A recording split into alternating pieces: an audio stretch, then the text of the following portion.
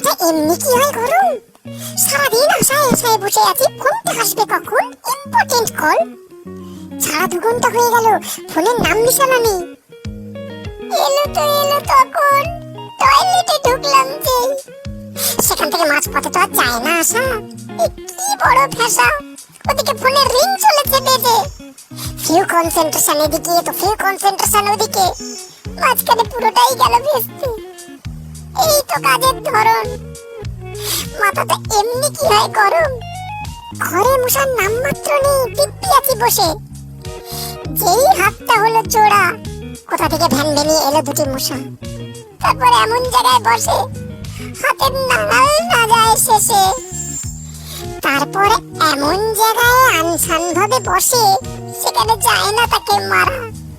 এই তো কাজের ধরন, সাথে কি বলি, মাথাটা এমনি কি হয় গরম।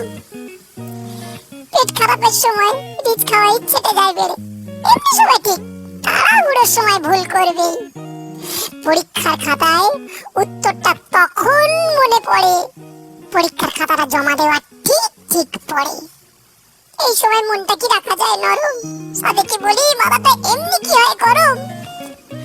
ওরে বাবা, ঝগড়ার পর মনে হয় ঝগড়াটা না করলেই হতো। এই যেন ঠিক দুধের মতন, ঠান্ডা হলেই উপরে পড়ে যায় সর। বাবাই জানি না এ কোন দেবতার বর, কাজের সময় অকাজ হবে, এ যেন প্রকৃতির ধরম। সাথে কি বলি, মাথাটা এমনি কি হয় গরম।